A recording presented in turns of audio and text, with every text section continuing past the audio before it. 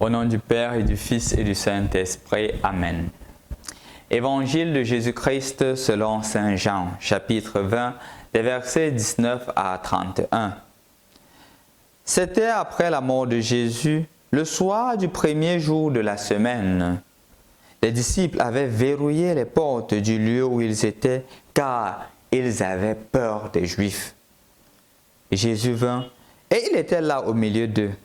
Il leur dit: « La paix soit avec vous. » Après cette parole, il leur montra ses mains et son côté.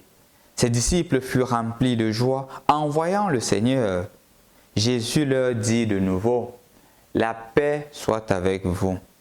De même que le Père m'a envoyé, moi aussi je vous envoie. » Ayant parlé ainsi, il répandit sur eux son souffle et leur dit: « Recevez l'Esprit Saint. Tout homme à qui vous remettrez ses péchés, ils lui seront remis. Tout homme à qui vous maintiendrez ses péchés, ils lui seront maintenus. » Or, l'un des 12, Thomas, dont le nom signifie jumeau, n'était pas avec eux quand Jésus était venu. Les autres disciples lui disaient: « Nous avons vu le Seigneur. » Mais il leur déclara: « Si je ne vois pas dans ses mains la marque des clous, si je ne mets pas mon doigt à l'endroit des clous, si je ne mets pas la main dans son côté, non, je n'y croirai pas. » 8 jours plus tard, les disciples se trouvaient de nouveau dans la maison et Thomas était avec eux. Jésus vint alors que les portes étaient verrouillées et il était là au milieu d'eux. Il dit: « La paix soit avec vous. » Puis il dit à Thomas: « Avance ton doigt ici et vois mes mains. Avance ta main et mets-la dans mon côté. Cesse d'être incrédule, sois croyant. » Thomas lui dit alors: « Mon Seigneur et mon Dieu. » Jésus lui dit: « Parce que tu m'as vu, tu crois. Heureux ceux qui croient sans avoir vu. » Il y a encore beaucoup d'autres signes que Jésus a fait en présence des disciples et qui ne sont pas mis par écrit dans ce livre. Mais ceux-ci y ont été mis afin que vous croyiez que Jésus est le Messie, le Fils de Dieu, et afin que, par votre foi, vous ayez la vie en son nom. Bonjour chers frères et sœurs dans le Christ, nous voici rendus au dimanche de la miséricorde, le deuxième dimanche du temps de Pâques, du temps pascal. Et en effet, chers frères et sœurs dans le Christ, on va se rendre compte que pendant ces 50 jours, depuis la résurrection, dimanche passé, ou depuis la veillée pascale, jusqu'au dimanche de la Pentecôte, la première lecture va changer. Au lieu d'écouter l'Ancien Testament comme nous avions l'habitude de le faire, nous écouterons les actes des apôtres. Pourquoi? Parce que justement Jésus accomplit cet Ancien Testament-là. Et puisqu'il accomplit, c'est maintenant le temps de l'Église, le temps où l'action de l'Esprit Saint se manifeste dans les apôtres et dans les nouveaux chrétiens, dans la première communauté chrétienne. Et c'est pour cela qu'on va remarquer, nous l'avons remarqué depuis lundi, on voit comment est-ce que Pierre est en œuvre, comment est-ce que Pierre est en train d'agir. On le constate aussi même dans les actes des apôtres que nous avions écoutés aujourd'hui, ou que nous écoutons aujourd'hui, comment est-ce que les disciples sont en train de travailler. On dit déjà que le Seigneur accomplissait les œuvres et des signes et des prodiges de par leurs mains.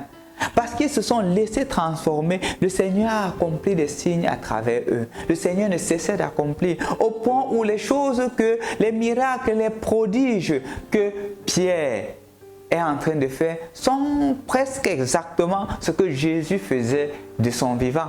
D'ailleurs, lui-même, il a dit, ce que je fais, vous pouvez le faire, et même de plus grand parce que je vais vers le Père.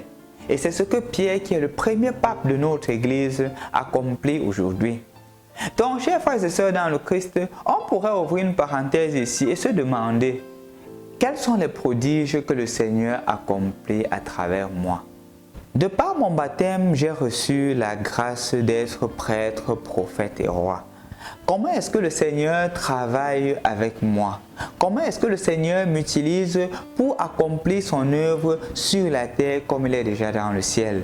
Sois-en sûr, lorsque tu poses un acte de charité, lorsque tu te soucies du pauvre, lorsque tu as attentionné à quelqu'un qui vient pour te poser un problème, lorsque tu donnes des conseils sur la base de la parole de Dieu, tu es en train d'accomplir des œuvres selon la volonté de Dieu.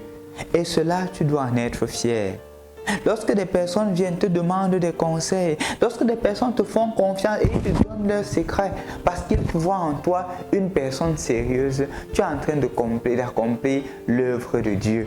Et de ce fait, tu vois justement que le Seigneur est en train de t'utiliser pour construire son règne sur la terre comme il est déjà au ciel.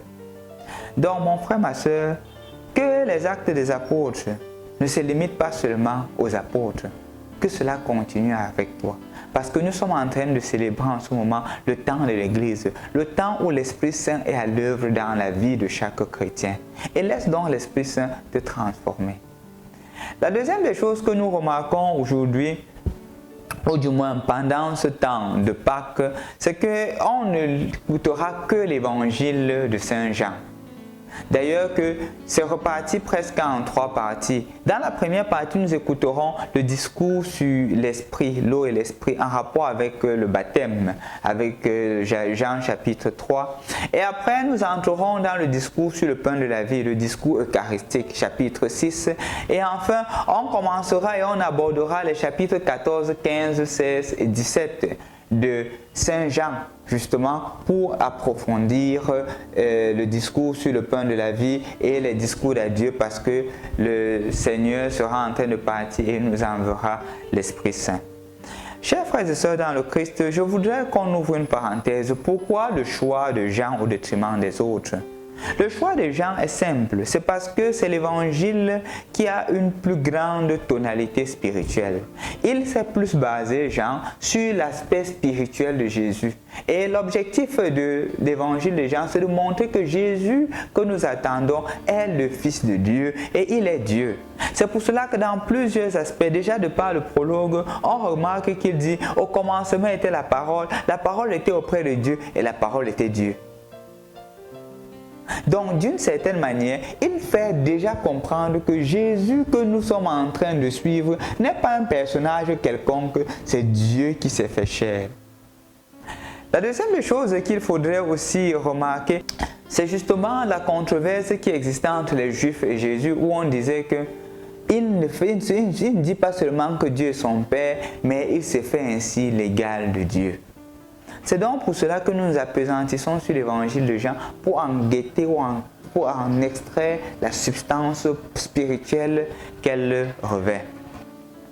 Donc, chers frères et sœurs dans le Christ, en rapport avec l'évangile d'aujourd'hui, on pourrait d'ailleurs remarquer ce que Origène disait, non, c'est un très grand exégète du 2e et du 3e siècle, en moitié 2e et 3e siècle.